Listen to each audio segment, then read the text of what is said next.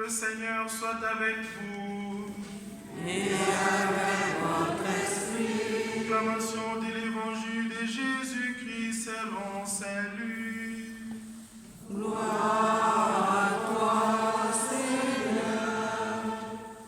En ces temps-là, les foules qui venaient se faire baptiser par Jean lui demandaient « Que devons-nous faire ?» Jean leur répondait « Celui qui a 2 vêtements, qu'il partage avec celui qui n'en a pas, et celui qui a de quoi manger, qu'il fasse de même. » Des publicains, c'est-à-dire des collecteurs d'impôts, vinrent aussi pour être baptisés.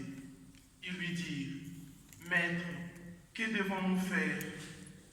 Il leur répondit « N'exigez rien de plus que ce qui vous est fixé. » Des soldats lui demandèrent à leur tour « Et nous, que devons-nous faire ?»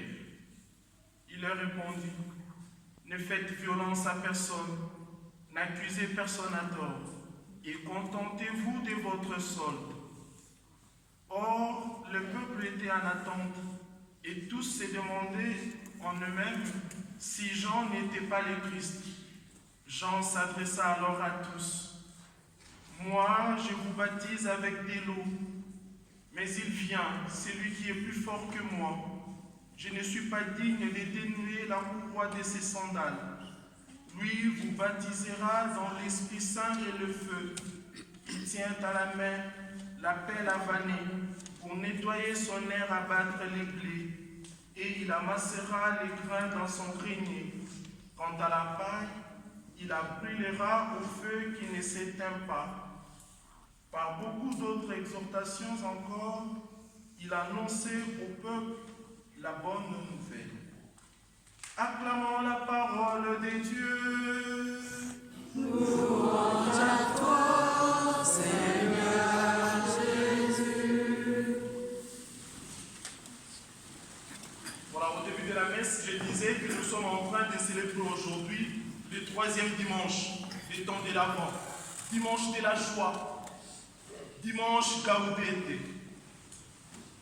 Depuis le premier dimanche de l'Avent, je me disais que je devrais réfléchir sur cette période de l'Avent à partir d'un concept. Et le concept, c'était Maranatha. Maranatha qui veut dire « le Seigneur vient ». Et le premier dimanche, nous avons entendu, c'est Jésus qui venait alors que le ciel devait tomber, alors que la lune, les étoiles, les soleils devraient aussi tomber et on n'aurait plus de sécurité, c'est vrai. C'était catastrophique, c'est vrai. Mais on nous a dit que le Fils de l'homme viendra alors dans la nuit avec sa toute-puissance. Il viendra pour restaurer les choses. Il viendra pour changer les choses. Et nous, ses disciples, fièrement, nous allons regarder très haut devant nous parce que notre rédemption est proche. Et en même temps, Maranatha peut aussi être compris comme « Viens Seigneur Jésus ». Viens Seigneur Jésus, ça veut dire nous sommes en train de prier, nous sommes en train de demander à Jésus de venir. Viens habiter nos cœurs, viens être avec nous. Et le deuxième dimanche était donc ce travail de préparation dans notre cœur. Préparer la route du Seigneur, nous disait Jean-Baptiste déjà le deuxième dimanche.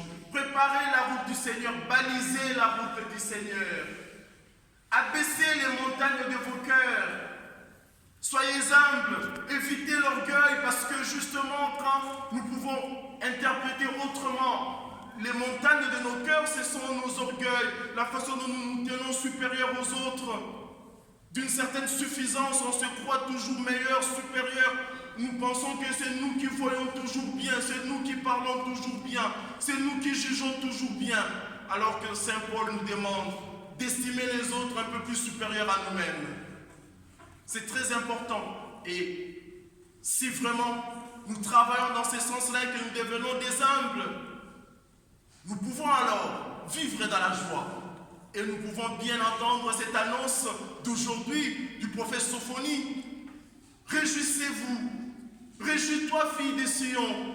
Saint Paul le dit aussi, soyez dans la joie. Fille de Sion, sois dans la joie. Fille des Bagneux, ah ben pourquoi pas? Ben sois dans la joie. Ben quand je dis fille des Bagneux, je veux dire les habitants des Bagneux. Les messieurs, ne m'en voulez pas s'il vous plaît. Mais tout le monde, soyez dans la joie parce que Jésus vient. Soyez dans la joie parce que notre joie, c'est Jésus qui vient habiter nos cœurs, qui vient habiter notre ville, qui vient habiter nos maisons. Et Jean-Baptiste, aujourd'hui, nous avons entendu, après son baptême, les gens devaient poser la question. Ils posent la question, mais que devons-nous faire?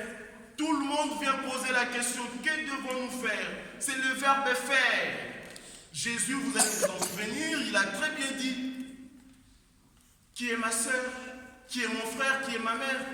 C'est celui qui écoute et fait la volonté de celui qui m'a envoyé. Celui qui m'a envoyé, c'est le Père. Que devons-nous faire? Et vous avez entendu les réponses de Jean-Baptiste. Vous avez beaucoup d'habits. Donnez aux pauvres. Je vais vous dire un secret. Et j'ai appris ça quelque part. Dans votre garde-robe, si vous avez un habit que vous n'avez pas encore mis à cela 3 mois, cet habit-là ne vous appartient pas. Cet habit-là appartient aux pauvres. Donnez-le aux pauvres, ça ne vous appartient pas. Ah ben oui, que devons-nous faire? Nous savons ce que nous devons faire. Nous savons ce que nous devons faire là où nous travaillons. Nous savons ce que nous devons faire dans nos familles, dans nos couples, dans nos vies. Nous savons ce que nous devons faire. Alors faites-le, parce que Jésus vient.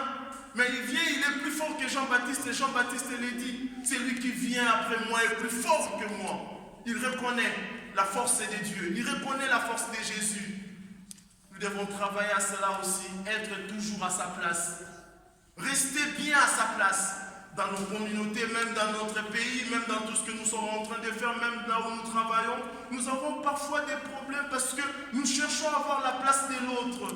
Restez à votre place, Jean-Baptiste nous l'apprend aujourd'hui. Jean-Baptiste nous l'apprend aujourd'hui. L'humilité, il reste à sa place. Je ne suis même pas digne de défaire le courroie de ses sandales. Lui, il est plus grand que moi. Lui, il est plus fort que moi. Lui, il baptise dans l'eau, mais lui va nous baptiser, c'est lui qui viendra par la force de l'esprit et par le feu. Et c'est très bon le feu. Parce que vous savez, pour purifier l'or, l'or doit passer par le feu. Et nous, pour être purifiés, nous passerons aussi par le feu. Ah ben c'est très beau. Quand nous passerons par le feu du baptême de Jésus, nous serons purifiés, nous serons saints. Alors, soyons dans la joie, soyons dans la joie, gambadons de joie, gambadez de joie, parce que nous serons purifiés par Jésus qui vient, parce que nous serons sauvés par ce Jésus qui arrive. Que le Seigneur nous bénisse, qui bénisse cette parole, qui bénisse tout ce que nous allons entreprendre. Amen.